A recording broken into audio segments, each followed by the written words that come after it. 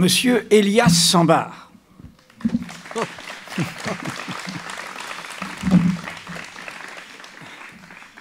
Merci à toutes et tous d'être là, à ce rendez-vous d'amitié, de résonance, de complicité, de relations. Au fond, les Suds sont un de ces lieux qui sauvent la relation en ces temps de clôture, de fermeture, de haine parfois, de violence, de virulence, de distance, d'identité close, de guerre des mondes et mon identité contre ton identité, ma religion, mon origine, de diabolisation des différences et des dissidences. Ici, on sauve la relation, un mot qui était cher à quelqu'un aussi, qui nous est cher, Édouard Glissant. Évidemment, comme l'a dit Marie-Jo tout de suite, nous sommes ici en souvenir, en mémoire de Mahmoud Darwish, dont Elias Sambar rappelait ce midi que quand il terminait son récital en 2008, il a fait un signe de la main et ses amis palestiniens, ses frères, ont compris qu'il disait un adieu qui allait au-delà du public. Mais au-delà, ce choix résonne avec notre actualité récente. La Palestine s'est rappelée à nous ces derniers mois. Elle est entêtée. Ce peuple ne se laisse pas effacer si facilement.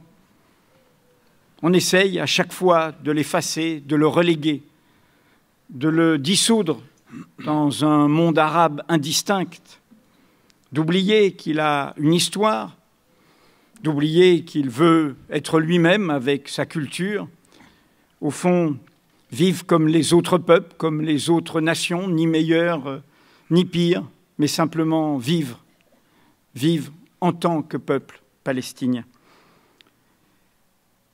Ici, nous sommes et nous en parlerons beaucoup avec Elias dans ce côte à côte, comme il aime dire, cette conversation, ce duo presque musical, j'espère.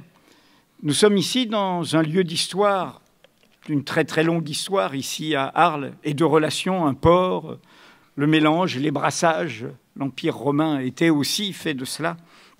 Et nous sommes ici dans une nécropole. Et j'ai pensé, en résonance avec ce que nous allons nous dire, à une histoire linguistique, une histoire de mots.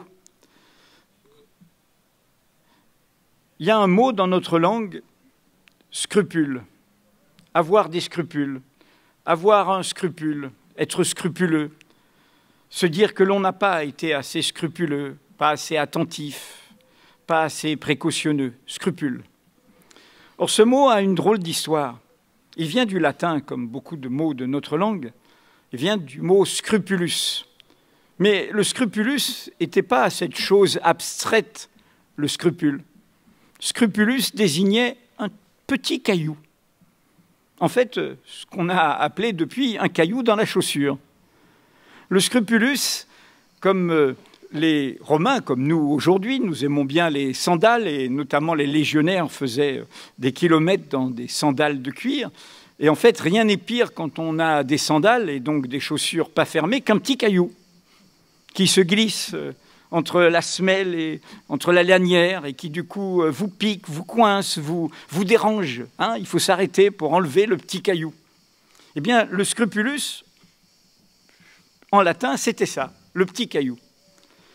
Bien, j'aime me dire que la Palestine est un sacré caillou dont on ne peut justement pas si facilement se débarrasser, jeter. Ce scrupule, au fond, nous rappelle notre inconscience, nous rappelle notre indifférence. La question palestinienne nous rappelle une histoire du passé, mais le présent de ce passé. L'hubris des peuples qui pensent qu'ils peuvent en dominer d'autres. L'hubris de l'aventure coloniale, dont en grande partie nous sommes nous-mêmes issus et que nous avons connus. Mais cette idée qu'il y a des civilisations supérieures à d'autres, des peuples supérieurs à d'autres, des religions supérieures à d'autres, des identités supérieures à d'autres. Bref, cette histoire qui nous est rappelé de manière toute évidente par la question palestinienne, c'est qu'un peuple qui en opprime un autre ne saurait être totalement libre. Et le débat au sein de la société israélienne, évidemment, ne fait que le confirmer, puisque plus cette colonisation dure, plus des monstres surgissent au cœur même de la société israélienne, des idéologies que l'on croyait impensables dans une nation issue d'un crime, un crime européen, le crime contre l'humanité, et l'on voit naître en Israël même des idéologies racistes, des idéologies exactement semblables à celles qui ont armé le crime dont ont été victimes les Juifs d'Europe. Mais au-delà de ça, c'est aussi un scrupule qui nous rappelle qu'on ne peut pas se débarrasser si facilement, justement, de questions de principe. C'est ça que font pour nous les Palestiniens, en refusant de disparaître. Cette idée que si cette question de principe, nous la laissons être piétinée, eh bien, nous-mêmes, nous allons devenir indifférents. Nous-mêmes, nous allons devenir indifférents aux injustices qui nous concernent, aux autres, aux migrants, par exemple, au monde, plus généralement. Derrière la question palestinienne, il y a cette question, au fond, de l'internationalisme, du fait que nous sommes un monde, en ces temps d'urgence écologique, un monde qui se tient, et que si on laisse se commettre des injustices qui bafouent tout le droit international, c'est le cas, les résolutions des Nations Unies, qui bafouent des principes élémentaires, eh bien, nous-mêmes, nous allons le payer quelque part. Enfin, et j'en terminerai là avant de passer à Elias et notre conversation, mais pour expliquer pourquoi nous, Mediapart, avons souhaité aussi cette rencontre. C'est aussi, vous savez, nous sommes des ouvriers du présent. Nous sommes journalistes, nous travaillons le présent. Mais le présent, on ne peut le comprendre que si on a une certaine conscience du passé. Le passé est vivant dans le présent. Et un des enjeux du présent, c'est justement de ne pas effacer, tuer le passé, ou de ne pas oublier le passé au point de devenir soi-même aveugle sur sa propre histoire. En l'occurrence, il y a quelque chose de terrible dans cette histoire, c'est que nous, l'Europe, qui avons commis le crime dont ont été victimes les Juifs d'Europe, nous nous sommes débarrassés de notre propre culpabilité sur les Palestiniens, qui n'y sont pour rien dans ce crime. La légitimité de la création de l'État d'Israël s'est faite dans un concert unanime des nations jusqu'à l'Union soviétique, dans le contexte de l'après-Deuxième Guerre mondiale et du génocide, du coup donnant au mouvement national israélien, au mouvement dit sioniste, c'était son appellation, donnant sa légitimité. Mais cela ne voulait pas dire, et c'est bien ça, là où nous sommes hypocrites, aveugles, comme si nous n'étions pas concernés, que cette reconnaissance, que les Juifs du monde puissent se retrouver, avoir un endroit sûr, eh bien que ce soit un endroit sûr sur le dos d'un autre peuple. Et d'ailleurs, cela a provoqué, dans le mouvement sioniste, Hannah Arendt notamment, à l'époque, s'est opposée à Ben Gourion sur certaines des questions qui étaient au cœur de comment se concevait l'État palestinien par rapport au peuple, l'État israélien par rapport au peuple palestinien. Comment il s'est construit, et vous en avez un témoin ici, il s'est construit par l'expulsion d'un peuple. Elias Sambar est né un an avant la création de l'État d'Israël à Haïfa. Il est parti avec sa famille expulsé au moment de cette création, comme beaucoup d'autres Palestiniens, et il a vécu en exil au Liban et puis aujourd'hui en France. Alors, Elias, pour moi, est un ami, mais c'est une très belle personne. Et c'est une très belle personne vers laquelle je vais chaque fois, et nous avons de bonnes raisons, parfois ici en France, que je déprime, que je me dis que l'espoir se dérobe, que je me dis que la politique est vraiment pas à la hauteur, que l'actualité que nous avons à traiter, les corruptions, les mensonges et les impostures, c'est vraiment pas ce qu'il y a de plus enthousiasmant. Alors quand je suis dans cet état d'esprit, je vais voir Elias. Parce que le lot de désespoir, je ne peux pas lui faire des leçons là-dessus. Le lot d'échecs, je ne peux pas lui faire de leçons là-dessus. Et là, et vous allez le découvrir, il me dit, écoute, et puis il commence à raconter une histoire, et il a une caractéristique, c'est qu'il rit des histoires qu'il raconte avant de vous les raconter. Donc après, vous êtes guéri. Voilà, je voulais dire ça en lui disant du fond du cœur mon amitié.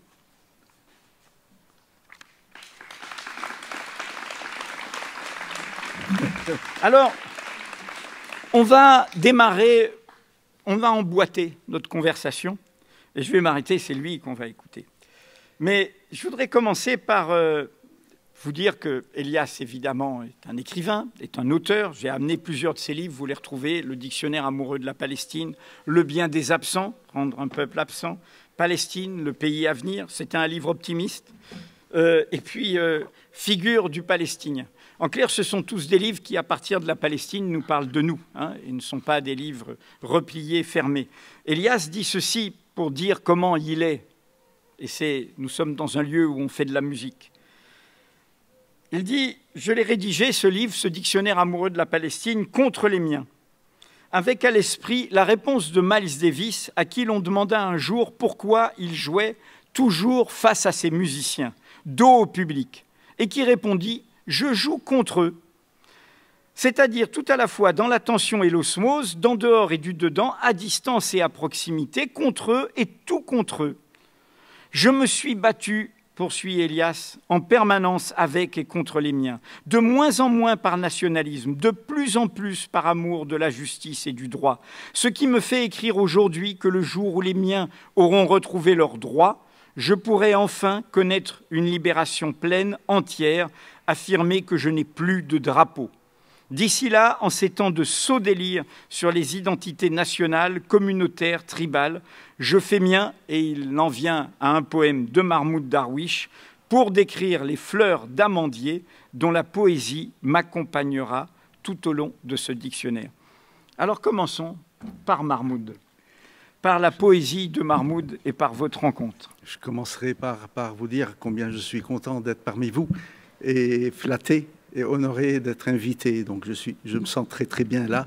C'est un lieu que je connais un peu, qu'on a vu à plusieurs reprises. Je dis on parce que nous avons été plusieurs embarqués dans l'aventure de la traduction de l'œuvre de Mahmoud Darwish. Il y a également un éditeur qui m'a suivi dès le début. Bref, ce lieu n'est pas anodin et ce n'est pas simplement une conférence comme les autres ou une conversation comme les autres. Il y a bien sûr également mon voisin qui est là et qui est mon ami, tout simplement. Et là, il n'y a quasiment pas besoin d'expliquer. Il y a une chose qui est très importante. Quand vous avez une discussion avec un ami, hein, ce n'est pas la seule chose que vous avez avec vos amis, mais comme nous sommes dans une sorte d'échange, ce qui est formidable quand vous discutez avec un ami, c'est que vous n'avez strictement rien à lui prouver. Vous n'avez pas de point à marquer dans un débat. Quand vous discutez avec un adversaire, vous êtes tout à fait tendu pour marquer des points. Là, vous n'avez rien à marquer. Je n'ai aucun point à marquer avec Eddy. Par contre, j'aimerais beaucoup qu'il ajoute des choses à ce que je vais dire et que moi, j'ajoute de mon côté des choses à ce qu'il va dire. Et c'est comme ça que se font les conversations entre amis et pas simplement c'est d'où mon expression, le côte à côte et pas le face à face. Pour revenir à la poésie de Darwish, il faut que vous sachiez, c'est le plus grand poète arabe du siècle dernier, le plus grand, indiscutablement. Et on a souvent l'habitude de le qualifier de poète palestinien. Ça n'est pas un poète palestinien, je rectifie à chaque fois, c'est un poète de Palestine.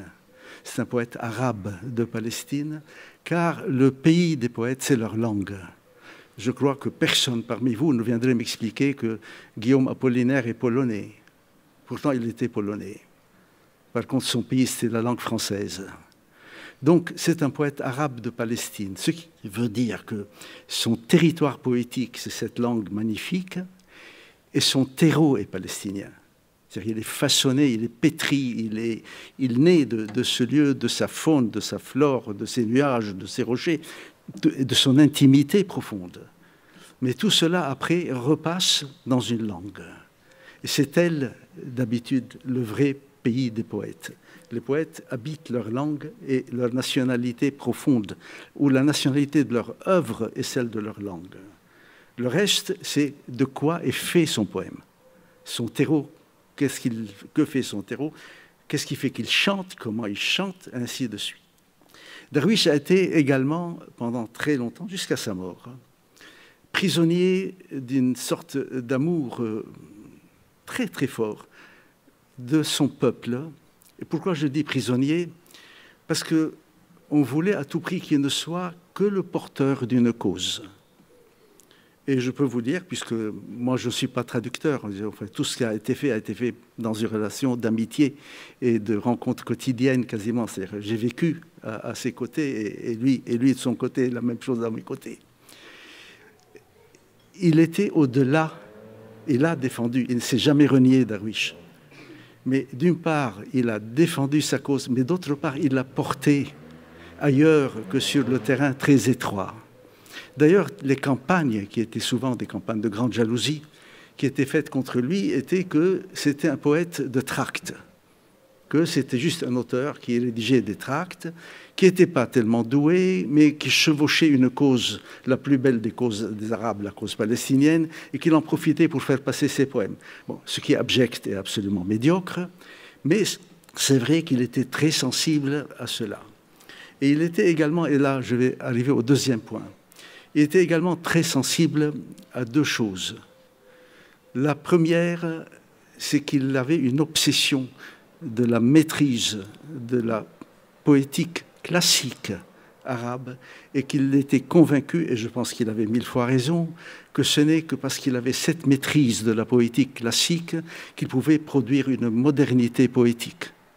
Vous savez, c'est comme, bon, l'exemple est très très courant, c'est comme les très grands peintres abstraits, si vous regardez bien, ce sont d'incroyables dessinateurs.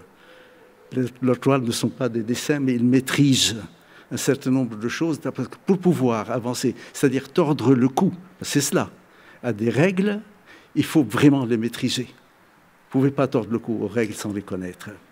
Donc Darwish est un poète extrêmement moderne, mais qui a également, au tréfonds de ses poèmes, une résonance classique magnifique.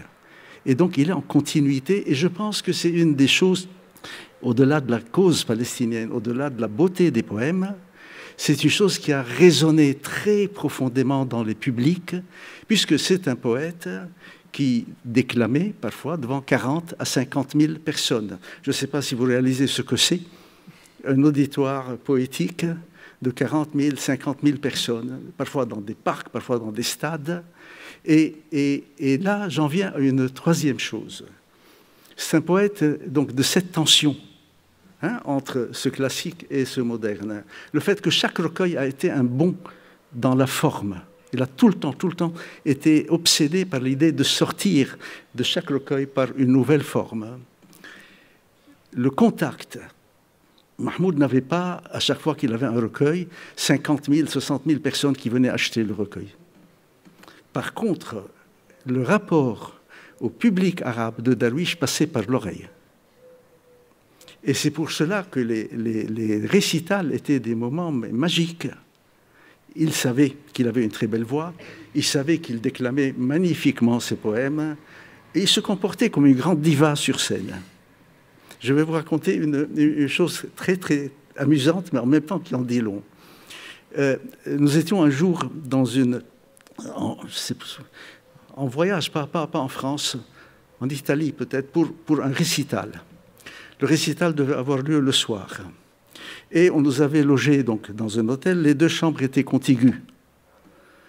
L'après-midi, moi j'entendais Darwish déclamer, puis il s'arrêtait et j'entendais quelqu'un applaudir, puis il reprenait. On est reparti, je lui ai dit, écoute, je t'ai écouté, qui est-ce qui applaudissait? Il m'a dit, c'est moi. Je lui dis, c'est toi qui applaudissais pendant que tu... Il me dit, oui. Je lui dis, pourquoi tu applaudissais? Il me dit, tu verras, c'est à ce moment que le public applaudira pendant le récital. Et je vous jure que c'est comme ça que ça s'est passé. Pour vous dire, là, cette maîtrise incroyable. Il y a aussi une autre dimension qui, je pense, et qui a été essentiellement dans mon travail de traducteur. C'est un poète du croisement de l'intime et de l'épique. Yannis Ritsos, le grand poète grec, a trouvé une des plus belles définitions de cette œuvre en disant « Toi, tu es un lyrique épique », c'est-à-dire un poète de chuchotement et un poète des épopées. Et il les croisait, et de ce croisement entre le chuchotement et l'épopée naissait une forme de tension poétique magnifique. C'est pour ça que je crois que les œuvres sont toujours un croisement de chansons et de chants. Toujours, il y a de la chanson et du chant. Et cela était... Bon, je continue parce qu'on pourrait parler des heures de cette œuvre. Donc, cette œuvre a été extraordinaire. Elle a été extraordinaire parce qu'elle a évolué en permanence. Elle a été à chaque fois renouvelée. Et surtout, elle s'est retrouvée dans une situation que tous les poètes envieraient. Darwish est le seul poète dans le monde arabe, où que vous soyez, sur un trottoir, dans la rue. Si vous prononcez son nom, le passant vous récitera de mémoire 2 ou 3 vers. Aucun poète arabe n'a ça. Où que vous soyez, dites seulement Mahmoud Darwish et vous entendrez 2 ou 3 vers qui ont été retenus par quelqu'un que vous croisez. Et à tous les niveaux de la société. Donc voilà, je pourrais en parler pendant des heures, vous pouvez l'imaginer.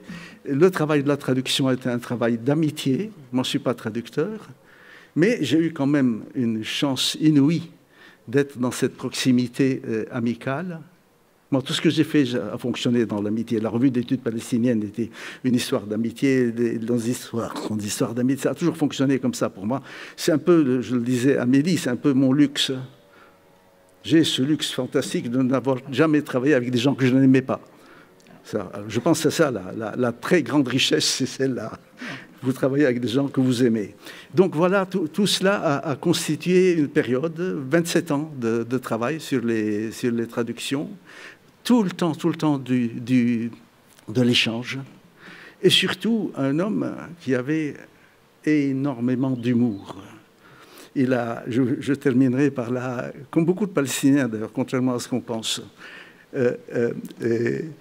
Il a été invité une fois par un couple français à dîner. Il était seul. Et il m'a dit, l'homme était là, j'étais à table, et la femme galopait entre la salle à manger et la cuisine, parce qu'il y avait tout le temps, le pain, tu as coupé le pain, le fromage, tu as sorti le fromage, est-ce que tu as éteint... Et cette femme courait. À un moment, Mahmoud se retourne vers le mari et lui dit, « Monsieur, est-ce que vous êtes vous aussi invité ?» Voilà. Voilà le personnage. Elias Sambar et Mahmoud Darwish avaient fait une petite faction secrète au sein du mouvement national palestinien qui n'avait que 4 membres et dont le nom s'appelait Tendresse. Tendresse, voilà. Les membres de l'association se doivent tendresse mutuelle. C'était l'article unique de cette association. Une question dernière sur Mahmoud Darwish qui fera transition avec l'étape suivante de notre petite grande marche là. Tu dis, c'est ce que tu as dit à propos de son style lyrique épique, tu dis que Darwish se considérait comme un poète troyen. Ah oui. Alors, non pas comme le poète de la ville de Troie, mais comme l'un des enfants de cette histoire qui est au cœur, comme vous le savez, de l'Odyssée. Alors, pourquoi un poète troyen? Parce qu'on aborde un peu la question politique. Tu as trouvé une très bonne transition. Écoutez, nous sommes dans un conflit sans solution depuis des décennies. C'est-à-dire toutes nos vies se sont passées. Nous n'arrêterons pas de nous battre, mais c'est vrai que nous n'avons pas abouti. Et nous avons été emmenés à plusieurs phases, à plusieurs moments de ce combat, parce que c'est un combat, à commencer à maîtriser une chose qui, pour moi, est une notion vraiment exceptionnelle de la pensée que nous n'avions pas au départ. Comment commencer à apprendre l'art des distinctions. Par exemple, quand nous avons commencé les négociations de paix, nous avions déjà publié des choses. Je dis nous parce que moi aussi je l'avais écrit. Quelle est la distinction entre une patrie et un État? Et nous n'avions consenti à aller aux négociations qu'en disant nous négocions un État, notre patrie, on sait où elle est. Nous ne négocions ni son partage, ni sa division, ni on n'en fait cadeau à personne. Nous savons d'où nous sommes. Par contre, nous sommes dans une phase où, vu les rapports de force, vu l'évolution de l'histoire, nous sommes en train de négocier une situation dans laquelle notre État ne sera pas établi sur toute la terre de notre patrie natale. Là ce sont des moments très pénibles, hein. Ce ne sont pas des moments faciles, mais je pense qu'il fallait faire les distinctions. Une des distinctions qui nous a aidés, qui continue à nous aider, et je pense qu'il est fondamentalement juste, et je vais arriver à 3 à partir de ça, c'est la distinction entre la perte et la défaite. La défaite est stérile. Je pense que nous ne sommes pas défaits, mais je pense que nous sommes en permanence dans la perte. Et la perte est un état qui vous oblige à vous dépasser. La perte peut vous forcer, si vous ne voulez pas tomber dans la nostalgie mortifère, hein, à être tout le temps dans le dépassement. La défaite, c'est la stérilité et c'est la fin. Donc, nous sommes dans la perte. C'est à partir de cette notion de la perte qu'a commencé à se développer cette histoire du poète troyen. Et Darwish l'énonçait de façon très très belle. Il me disait, tu sais, on a l'Iliade, on connaît l'histoire donc des Grecs, de ceux qui ont vaincu, de ceux qui ont... Mais je suis certain que Troie avait écrit également une épopée et qu'elle a disparu. Et moi, ma charge, c'est de réécrire le poème de Troie, qui est celui de la perte. Voilà, c'est pour cela qu'il disait « Je suis un poète troyen ».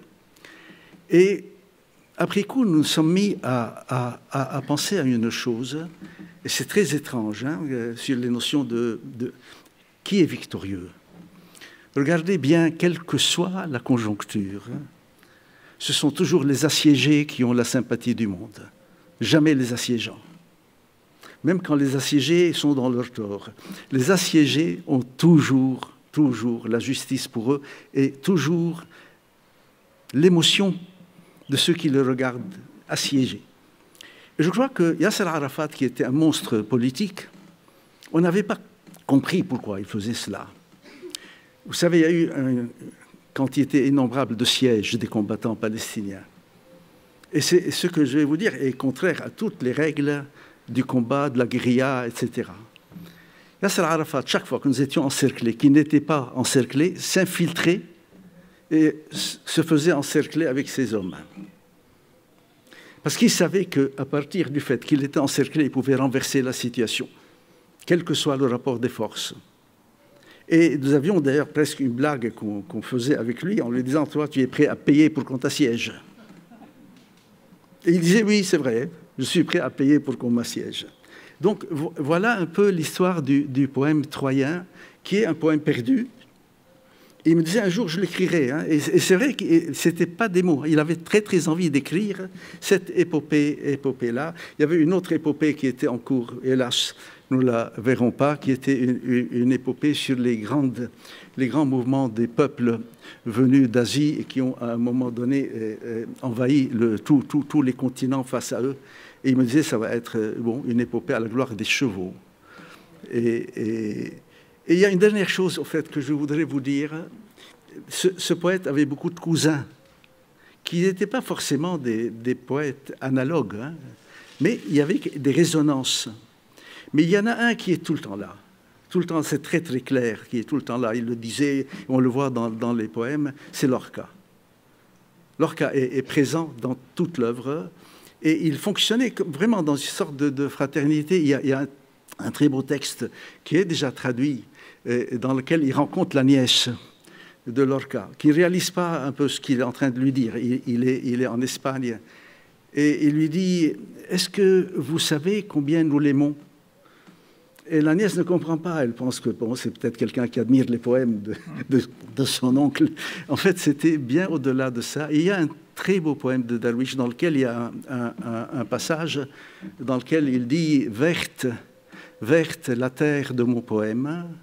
Et il ajoute « Ces vers auraient pu être écrits par un autre poète ». Et c'est une allusion très très claire à deux vers magnifiques de Lorca. « Verde, verde, te quiero verde ». « Verte, verte, je t'aime vert ». Lorca est toujours là. Il y a dans le cycle des poèmes andalous un poème qui se termine et « Enterrez-moi sous mon olivier avec Lorca ». Vous voyez, il y a une relation très très forte avec ce poète. Voilà. Alors, on est passé par trois, et je voudrais, là, le poète non traducteur, parce que j'insiste, Elias dit « je ne suis pas un traducteur », mais je redis que pour donner vie dans une langue, la sienne, l'une des siennes, le français, l'œuvre de Darwish, eh ben, le poète, c'est lui. Darwish est un poète, mais Sambar est un poète aussi. Ah oui, forcément, puisqu'il donne mot à tout cela. Alors, je dis ça parce que l'autre, dans les multiples rôles qu'assure Elias dans son chemin, il y a celui, depuis maintenant bien pas loin de 2 décennies, d'ambassadeur de la Palestine à l'UNESCO. L'UNESCO, qu'est-ce qui est classé au patrimoine commun de l'humanité, tout ce qui nous appartient, les ruines, l'archéologie, le passé qui nous permet de comprendre le présent, d'où nous venons, etc. Et je voudrais que, Elias, tu nous racontes ça. Comment, aujourd'hui, dans ton combat, qui, on l'a tous compris, qui n'est pas un combat identitaire fermé, clos, qui est un combat de principe sur la justice, à travers la question palestinienne, eh bien, il y a une question très politique, qui est celle des ruines, sur une terre qui n'est pas n'importe laquelle, qui est une terre où se mêle toute l'histoire de l'humanité, pas loin de là où ont été inventées les premières villes et l'écriture, la Mésopotamie, et qui est appelée la Terre Sainte. Ce n'est pas n'importe quoi, et tu as des très fortes pages et des forts refrains sur cette idée de qu'est-ce que ça veut dire être d'une terre que l'on appelle la Terre Sainte. Est-ce que tu pourrais nous dire, nous parler de ça et nous dire, parce que c'est trop peu connu, les batailles acharnées que tu mènes à travers cette question des ruines, des fouilles, de ce qui est sous le sous-sol, et combien c'est quelque chose de totalement vivant, où se joue, comment on écrit le présent à travers ce passé, ou comment on efface un passé pour créer un présent qui efface un peuple. Quelques mots déjà pour commencer sur qu'est-ce qu'une terre sainte. On a tendance tous à confondre les lieux saints et une terre sainte. C'est-à-dire, la Palestine, le territoire palestinien recèle beaucoup de lieux saints. Bethléem, les mosquées, le Saint-Sépulcre, et ainsi de suite. Ça ne suffit pas pour faire une terre sainte. C'est cela. Vous avez Lourdes, en France, qui est un lieu saint. La France n'est pas une terre sainte. Ah, merde, alors. Et ainsi de suite. Qu'est-ce qui fait qu'une terre est sainte? C'est quand elle contient, elle a sur son sol des lieux saints, mais c'est quand elle sanctifie tout ce qui s'y trouve. C'est donc une pesanteur très lourde à vivre. La Palestine est une terre qui sanctifie tout ce qui y est. Donc ça donne un rapport très particulier au religieux, au concept du religieux. Elle est unique parce que c'est terre sainte, elle est unique parce que c'est le seul coin de la planète qui est considéré comme terre sainte pour les 3 monothéistes. Il n'y a aucun autre lieu sur Terre. Et c'est un lieu très très réduit, c'est moins de 40 000 km², la Palestine, c'est très petit. Donc c'est une terre très particulière. à partir de cette notion de sainteté, et contrairement à tout ce qu'on voit, même dans les pays voisins, le rapport des Palestiniens au sacré est également très particulier. Non pas qu'ils sont plus ouverts, qu'ils acceptent les différences, ça c'est de l'idyllique. Mais ce qu'il faut voir, c'est que leur rapport aux religieux ne passe pas par le dogme, mais par le lieu. Ce n'est pas une adhésion, c'est-à-dire le fait que le personnage qui traverse toute l'œuvre de Darwish, qui est un musulman sunnite, c'est le Christ chrétien, ne veut pas dire que Darwish était chrétien, mais que tout ce qui s'est passé sur cette terre est à nous. De la Bible aux évangiles, au Coran, tout ce qui s'est passé, tout ce qui fait la sainteté de cette terre, parce que nous sommes les enfants du lieu. Donc ce n'est pas forcément par une ouverture aux dogmes, aux différents dogmes des religions, mais parce que le fait, nous sommes un peu le tabernacle de tout ce qui s'est passé chez nous.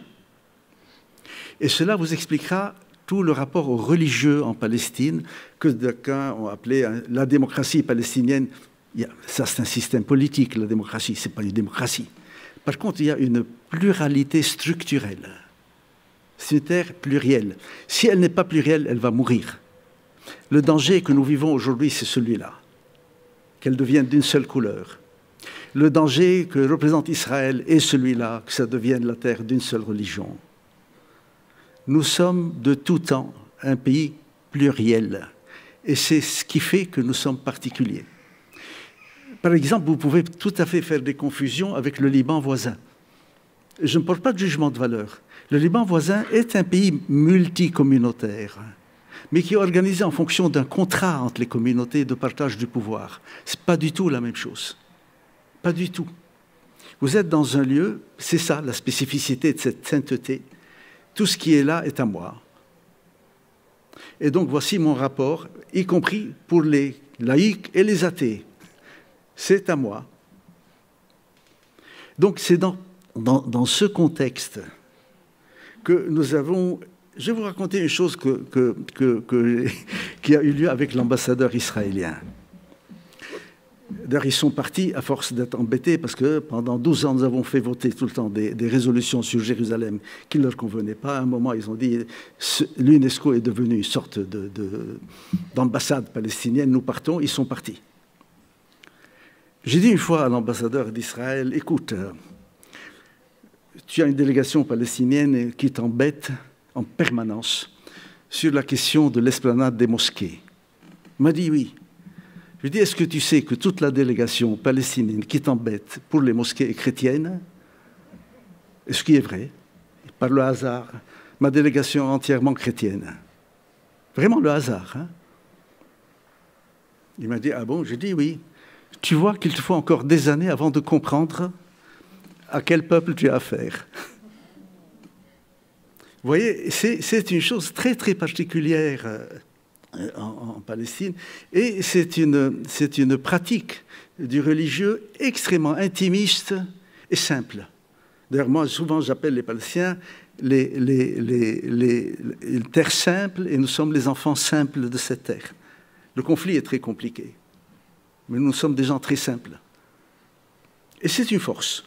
Hein, c'est pas du tout un manque, cette simplicité-là. Donc, dans ce contexte, nous sommes en permanence, au niveau du travail diplomatique à l'UNESCO, en but à une sorte de dogme qui ne date pas de l'UNESCO, hein, qui a fonctionné à tous les étages de ce conflit, qui est que sur cette terre, l'antériorité vaut droit de présence exclusive. C'est-à-dire, si j'étais là avant toi, c'est que tu n'as pas le droit d'y être. Ça, c'est la grande invention de l'archéologie israélienne et toute la thématique de « nous étions déjà là, donc vous devez partir, puisque nous étions déjà là, vous êtes donc des occupants illégaux de votre propre pays ».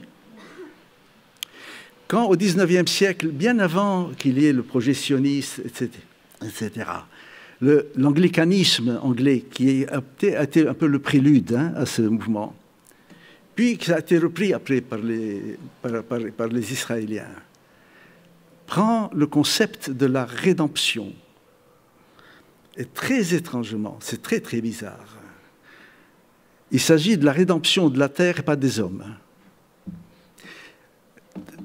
Arriver à la rédemption de la terre, c'est-à-dire la nettoyer de ceux qui la souillent, qui sont les humains qui y sont. En l'occurrence, les musulmans et les chrétiens palestiniens. C'est très très étrange cette histoire de rédemption. La rédemption est le mot qui est en hébreu, Adama, qui est la terre. Donc la terre doit être libérée de ses enfants. Et c'est par ce processus qu'avec des histoires d'antériorité complètement fabriquées, on arrive à vous dire, vous êtes un squat, un gigantesque squat. Les vrais propriétaires sont revenus, il est temps de vider les appartes que vous occupez et que vous n'avez pas le droit d'occuper, ainsi de suite. Dans un peu cette démarche, vous comprenez à quel point l'archéologie n'est plus une science, mais elle devient un cheval de bataille de l'expulsion. Vous comprenez également pourquoi les colons à qui on vient de confier, ça très peu de gens le savent, Netanyahou a confié la totalité de la direction des fouilles dans les territoires de la Cisjordanie au Conseil représentatif des colonies, où il y a des barbares absolus qui sont ni archéologues ni rien, qui chaque fois qu'ils tombent sur une poterie ou quoi que ce soit qui n'est pas hébraïque, comme ils disent, les démolissent. C'est-à-dire que nous avons des désastres déjà archéologiques dans certains fouilles. Donc vous comprenez bien que pour inscrire des sites, il y a des batailles qui n'ont rien à voir. L'inscription des sites, c'est la préservation de la culture, de l'histoire, de l'architecture, de la valeur, comme ils disent, la valeur universelle. Il y a bien sûr tout cela. Mais il y a autre chose. Il y a le fait de dire qui est-ce qui a la souveraineté sur le lieu inscrit. Et là, nous avons, et d'ailleurs les Israéliens et les Américains l'ont très très bien compris, là nous avons gagné plusieurs batailles parce que dans les conditions d'inscription, pour pouvoir être candidat pour inscrire au patrimoine mondial, vous avez deux conditions à remplir. La première s'appelle OUV, c'est-à-dire Outstanding Universal Value, c'est-à-dire la valeur universelle exceptionnelle. La pyramide d'Égypte, valeur, etc. Quand nous avons fait l'inscription de la basilique de Bethléem, on a dit quand même, le Christ, c'est pas n'importe quoi, valeur universelle, je n'ai pas besoin de prouver la valeur universelle exceptionnelle. Par contre, pour pouvoir faire acte de candidature, il faut que vous prouviez que le lieu est sous votre souveraineté. Quand la France va inscrire Versailles, personne ne va lui dire « Est-ce que tu es souveraine à Versailles ?» Nous, comme nous sommes occupés, il faut que nous prouvions que nous sommes souverains. Mais une fois que c'est inscrit, c'est des territoires de souveraineté, pas simplement du patrimoine mondial. Donc vous comprenez pourquoi les batailles sont d'une férocité que vous ne pouvez pas imaginer. Et la dernière qui a été la plus dure, vraiment la plus dure, ça a été quand nous sommes parvenus à inscrire Hébron. Quand même à Hébron, pour les Israéliens, il y a les tombeaux d'Abraham, Isaac et Jacob. Et ils sont devenus littéralement fous en disant quand même comment... Et nous avons dit non, non, non, nous n'inscrivons aucune religion. On n'inscrit pas des religions au patrimoine mondial. Je suis en train d'inscrire plusieurs bâtiments où il se fait qu'il y a les tombeaux et qui sont chez moi. Ça n'a pas été facile, mais pour vous dire à quel point quand nous avons fait une autre bataille qui était féroce pour l'inscription de Bethléem, c'était compliqué de dire que ça n'a pas de valeur. Par contre, les Israéliens ont commencé à s'approcher des églises, l'église arménienne, l'église orthodoxe, les latins, etc., pour leur dire faites attention, une fois qu'ils vont inscrire la basilique de Bethléem, ils vont commencer à la restaurer. Et là, il faut que vous sachiez qu'il se peut qu'il y ait des experts juifs dans vos églises, donc refusez l'inscription. Donc je me suis retrouvé avec des Israéliens utilisant des arguments antisémites pour m'empêcher d'inscrire. Et je dois avouer que le clergé était sensible aux arguments israéliens, hélas. Et nous avons dû convoquer tous les patriarches et leur dire en Palestine, la souveraineté est à l'État. Ce n'est pas vous qui avez la souveraineté sur les lieux. Nous avons la charge de vous protéger, on le fait en permanence, mais la souveraineté n'est pas à vous. Et nous avons restauré, et nous devions le faire à Noël dernier, mais Noël prochain, nous allons inaugurer la basilique restaurée qui est une véritable splendeur. Absolument, une vraie splendeur. Vous n'imaginez pas tout ce que nous avons dégagé des travaux de... Nous, par exemple, toute la voûte, hein, c'est un temple romain qui au IIIe siècle a été transformé en église. La voûte, ça fait des siècles que vous avez toute la fumée des cierges était noire. Vous n'imaginez pas les mosaïques qui sont apparues sur la voûte. C'est un temple romain, donc, avec deux colonnades très, très profondes. Ça n'a pas la forme de la croix, hein, qu'il y a d'habitude dans les églises. Les colonnes, nous les avons également restaurées et sont apparues sur toutes les colonnes. Des fresques faites par les Templiers qu'on ne voyait pas. Si certains parmi vous ont été dans la basilique, on ne voit pas le pied des colonnes dans la basilique. On voit les chapiteaux, on ne voit pas les pieds. Il y a un dallage de marbre qui s'arrête à une certaine hauteur. C'est dû au fait qu'il y a longtemps, il y a eu un tremblement de terre très très violent qui fait qu'après on a refait le dallage. Ceux qui ont fait le sol ont eu l'intelligence formidable de faire les dalles, de monter les dalles à 50 cm du sol initial. Or, le sol initial est une merveilleuse mosaïque qui fait toute l'église. Et donc, ils ont sauvé la mosaïque. Et j'espère qu'on va arriver à un stade où nous allons remplacer toutes les dalles, enfin c'est du marbre, par un sol en verre, pour qu'on puisse voir un peu ce qu'il y a, et ainsi de suite. Donc, nous sommes en train de découvrir, en ce moment, nous sommes engagés dans la préparation d'inscription de Jéricho. Également, il y a... Vous savez, c'est un pays, de ce point de vue, qui est assez hallucinant. Hein. Il y a une densité de présence et de sites folle, vraiment folle. Mais donc, tout ça pour vous dire, c'est un combat pour l'architecture, c'est un combat pour la beauté, c'est un combat esthétique, c'est un combat historique. C'est un combat pour la souveraineté qui ne se pose pas aux candidatures des pays qui ne sont pas occupés, mais qui se pose pour nous. Il y a, dans ce que vient de dire Elias, il y a pour moi deux choses très importantes, parce que vient de dire c'est un combat pour la souveraineté, mais justement une souveraineté qui n'est pas d'exclusion, qui est de pluralité, ouais. Et qui... Et évidemment, ça résonne totalement. Quand j'ai dit ce caillou dans la chaussure, ça veut dire que la cause palestinienne dérange aussi toute une partie du monde arabe, qui est un monde aussi dont les dirigeants, dont les idéologies religieuses, dont les monarchies sont des monarchies d'exclusion. Et nul hasard si ce sont... maintenant que les rapports de force tournent, ces pays-là qui lâchent la cause palestinienne, ouais. Et qui, en fait, ne l'ont soutenu un peu, je dirais, un peu grossièrement, comme la corde soutient le pendu. Mais tu sais, comme ton petit caillou, elle ne va pas partir. Ne t'inquiète pas. Non. Et alors, non, justement, ils vont y revenir. Ils n'ont pas le choix. Oui. Non, je sais que tu... Alors, il y a un autre mot pluralisme, souveraineté, mais il y a un autre mot très important que tu as dit, et c'est là que je voudrais qu'on termine, que tu parles de ça, ce qui est le mot esthétique.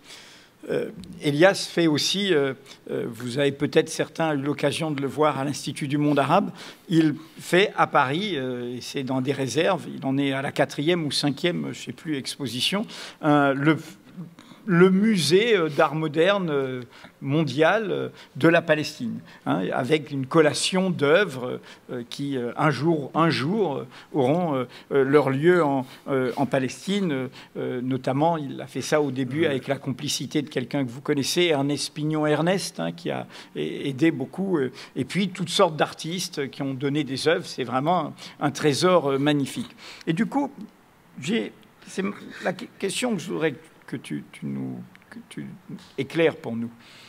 J'ai dit tout à l'heure que je vais te voir parce que je sais que toi, tu as toutes les raisons de désespérer. Et du coup, si j'ai un coup de cafard, je parle politique, hein, je parle sur le bien commun, sur l'horizon des causes communes que nous partageons, eh bien, quand je vais te voir, je me dis, bon, arrête de te plaindre, parce que lui, il rigole, et il raconte, et il te raconte plein d'histoires, et il ne se plaint pas, alors qu'il est saisi depuis toute une vie entière.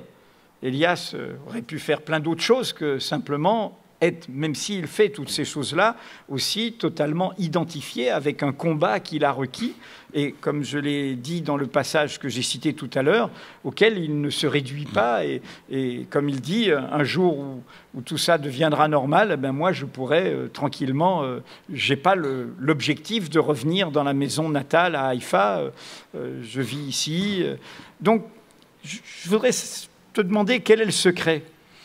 Est-ce que c'est l'esthétique, justement? Quel est le secret qui fait... nous sommes dans ce pays-ci, dans un moment de grande basse eau, pour en tout cas celles et ceux qui sont du côté de l'égalité, de l'émancipation, voilà, de grands doutes, de grandes inquiétudes aussi.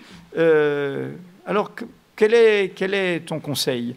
Quelle est ta recommandation? C'est pas un conseil, mais c'est une chose très simple. C'est une expérience partagée, disons. Très simple. Je me suis très jeune, je ne savais pas pourquoi, maintenant je peux l'expliquer, identifié aux peaux rouges. Moi, dans tous les films d'Indiens et de cow-boys, moi, je m'identifiais aux peaux rouges. Et je me considérais comme un peu rouge. D'ailleurs, mes filles, jusqu'à présent, se moquent de moi en me disant, voilà, tu es un Indien, etc. Et j'ai compris après, par la suite, d'où me venait un peu ce goût. Bien sûr, j'ai beaucoup travaillé sur la conquête de l'Ouest, qui ressemble étrangement à ce que nous avons subi dans l'idée de l'expulsion et de la fabrication de l'absence. Mais je crois que, pour l'enfant, hein, j'ai toujours été extrêmement séduit par le panache. J'ai toujours trouvé que les guerriers Cheyenne, Sioux, Comanches avaient infiniment plus de panache sur leurs chevaux que les cow-boys, que je trouvais d'une grossièreté absolue. Et bien sûr, ça ne correspond pas du tout aux réactions des enfants d'habitude. Hein. D'habitude, les enfants aiment bien les tireurs du western. Par la suite... Donc, c'est pour cela que je réponds un peu indirectement à ta question esthétique. Il y a quelque chose qui relève de la beauté, je crois, dans la résistance. Et Jean Genet m'avait une fois dit, tu sais, le jour de la libération de Paris, pendant 2 heures, j'étais dans les rues, et tout d'un coup, il s'est passé une chose très étrange. Tout le monde était sublime de beauté. Et je pense qu'il y a de ça dans la résistance, dans l'idée de résister. Pour moi, il y a ça. Mais je ne le fais pas simplement pour être beau, je vais passer au reste. C'est une question que j'avais posée à Edgar Morin. Je lui ai dit, quand tu as rejoint la résistance, est-ce que tu avais la moindre certitude que vous alliez gagner? Il m'a dit non. Nous étions convaincus que nous allions tous passer, mais nous étions tous convaincus qu'on ne pouvait pas ne pas y aller. Et il me dit, et tu sais, on a commencé à avoir un peu d'espoir lorsque Hitler a envahi la Russie. Là, on s'est dit, ça pourrait peut-être basculer. Mais avant, bon, donc est-ce que c'est une forme suicidaire? Je ne pense pas. Et là, je pense que c'est vraiment le nœud de toute l'histoire.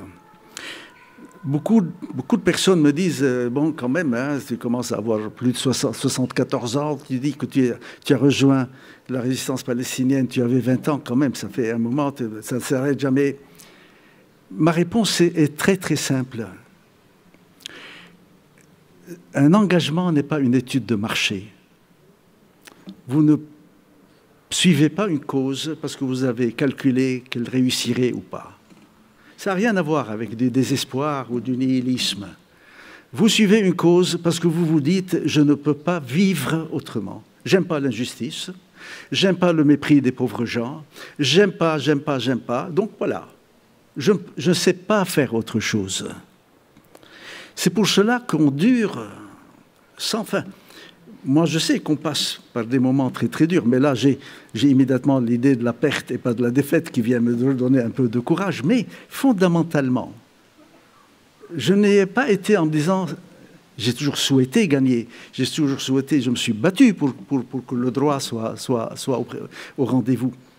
Mais je ne peux pas vivre autrement, parce que j'étoufferai autrement, c'est tout.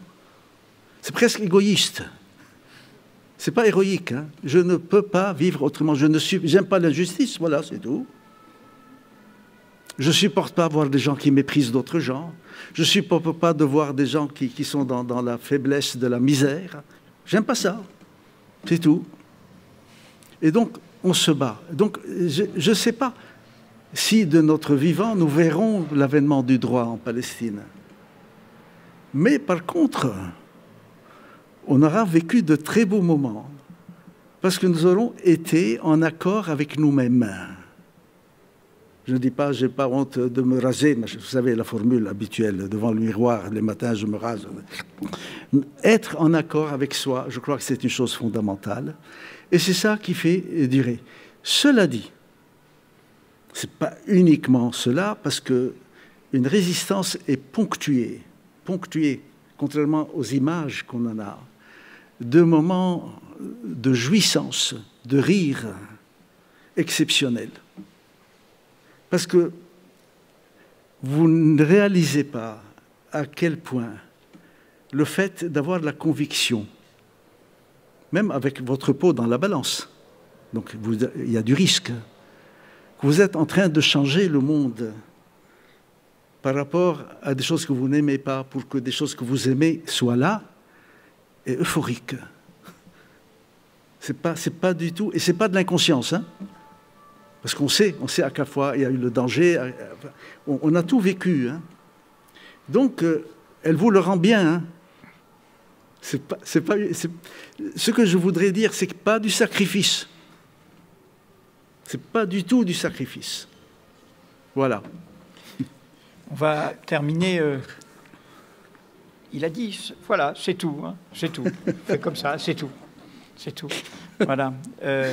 Terminé, puisqu'on a commencé un petit signe à Mahmoud Darwish. Elias, au début de ce dictionnaire amoureux de la Palestine, dit ce poème de Darwish qui l'accompagne autour des fleurs d'amandier. Je vous en lis la fin. Si un écrivain parvenait à une brève description des fleurs d'amandier, la brume se rétracterait des collines et un peuple dirait à l'unisson « Les voici, les paroles de notre hymne national ». Les fleurs d'amandier. Moi, je veux vous... À chaque fois qu'on fait cette conversation, il y a un poème, évidemment avec les mots d'Elias, de Mahmoud, que je cite à chaque fois, qui est celui-ci. « Pense aux autres. Quand tu prépares ton petit déjeuner, pense aux autres. N'oublie pas le grain aux colombes. Quand tu mènes tes guerres, pense aux autres. N'oublie pas ceux qui réclament la paix. Quand tu règles la facture d'eau, pense aux autres qui têtent les nuages. Quand tu rentres à la maison, ta maison, pense aux autres. N'oublie pas le peuple des tentes. Quand tu comptes les étoiles pour dormir, pense aux autres. Certains n'ont pas le loisir de rêver. Quand tu te libères par la métonymie, pense aux autres qui ont perdu le droit à la parole. Quand tu poses aux autres lointains, pense à toi.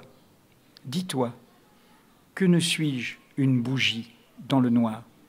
Bien, merci de nous avoir éclairés, beaucoup. Elias.